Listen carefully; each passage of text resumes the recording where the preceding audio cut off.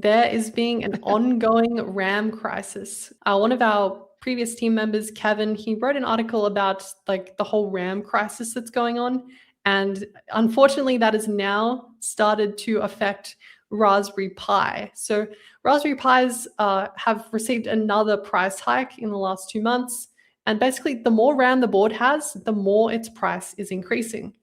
So just quoting from this article here from Ars Technica, the ongoing AI-fueled shortages of memory and storage chips has hit RAM kits and SSDs for PC builders the fastest and hardest, meaning it's likely that for other products that use these chips, we'll be seeing price hikes for the entire rest of the year, if not longer.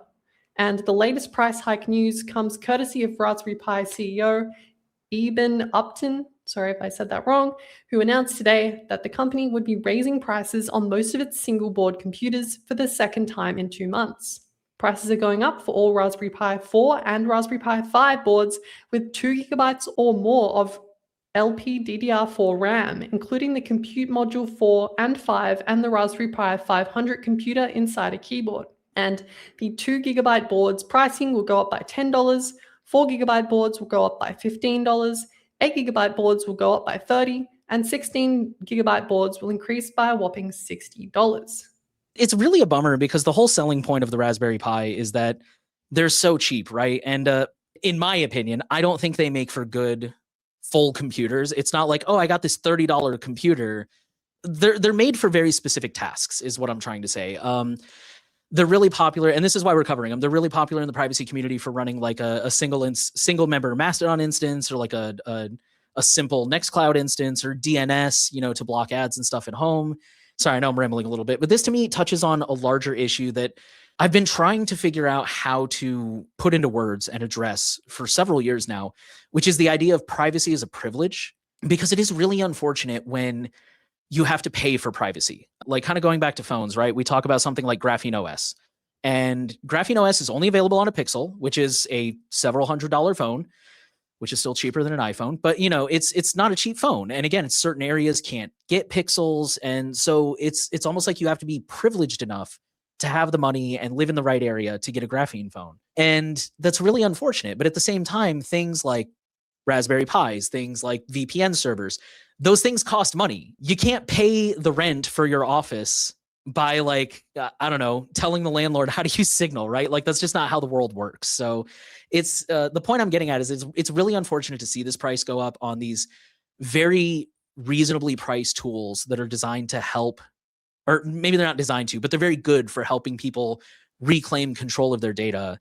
And it's really unfortunate to see that barrier to entry go up, even if it's only a little bit. But at the same time, it's like, I don't know, some things just cost money, and that's an unfortunate reality of especially this situation right now. So I think this is just another good reason to really dislike AI. Like this is the reason why all of this stuff is becoming more expensive. Like there's all these AI CEOs, tech companies, they're buying up all the RAM, they're buying up all the SSDs for running AI models, because they need all that memory to train and to run all these models, right?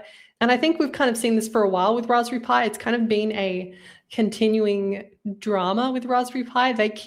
I don't know if you've noticed, but over the last couple of generations of Raspberry Pi, it's like they've been pushing the price up and up and up. And it's got to a point where, I had an original Raspberry Pi from like 2012, like a Model B, and it finally died this year after 14 years of dedicated service. So I had to replace it, right?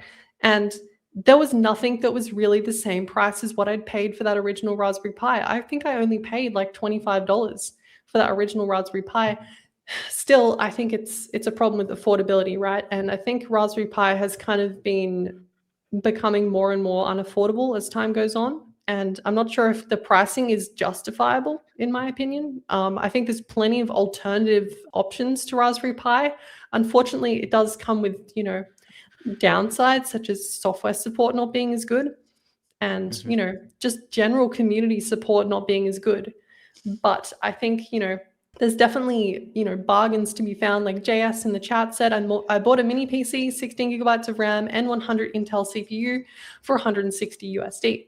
Yeah, so they increased the price of that because of the RAM shortage. I think also another thing with these buying new is kind of not always the best way to go, right? There's plenty of used options for, you don't need a Raspberry Pi to run a couple of small services. You could always get like a refurbished business computer, like a Dell Optiplex, or, all these old retired business computers that they're selling for like absolutely nothing. Like you can basically get them for free.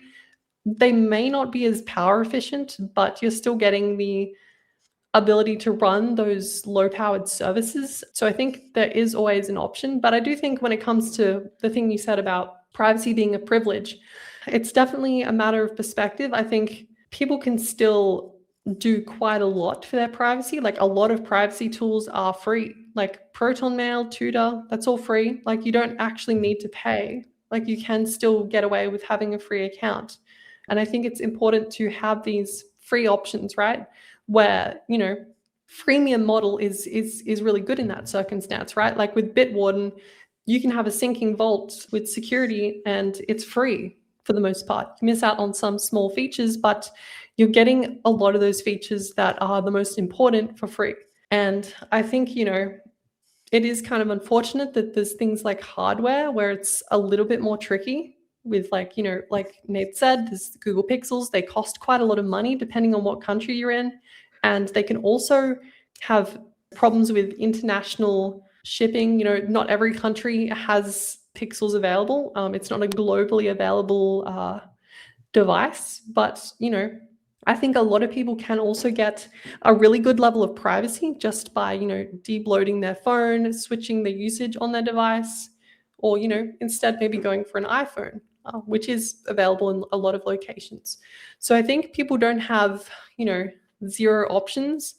But I do think if you do want that highest level of security and privacy, you definitely are going to need to shell out some money for the hardware. But I think when it comes to software, we have a lot of good free options.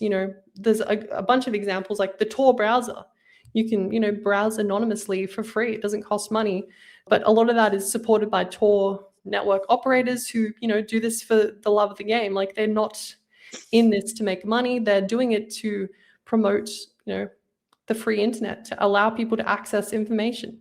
So, I think we do have a lot of privacy tools that are accessible to a lot of people, but there's also that gap that I think needs to be filled when it comes to hardware, because we don't really have very many affordable hardware options because, Google Pixels, they're starting at like $500. It's kind of hard to shell out that much money. A lot of people don't have that much expendable income to just drop on a phone. That's why a lot of people, they go with carrier plans, like they pay their phone off every month. So, I think we do need to be thinking about the accessibility of things, and it'll be good if there was another phone option that was similar security to a Google Pixel that would allow people to do the same thing, but with a much more affordable price. But right now, we don't really seem to have that. You're absolutely right. Like there is so much in privacy that can be done for free or cheap, like Signal and encrypted email and those things do so much. It's the whole like what is it, the Pareto principle, like 80-20 rule that 80% of anything comes from 20% of action, like 80% of your income comes from 20% of your customers or whatever. And I think 20% of the privacy stuff you do, like switching browsers, switching communication methods, blocking ads, all that kind of stuff, probably gets you 80% of the way there. But then there are some things that just, again, like VPNs.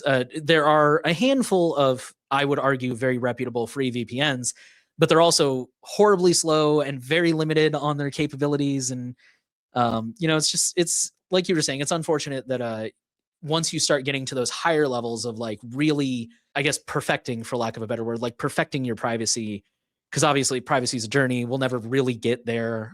There's no such thing as perfect privacy. But once you start really doing those advanced things, like you mentioned, switching to a graphene phone, like there's significant barriers. And it's very unfortunate, I feel like.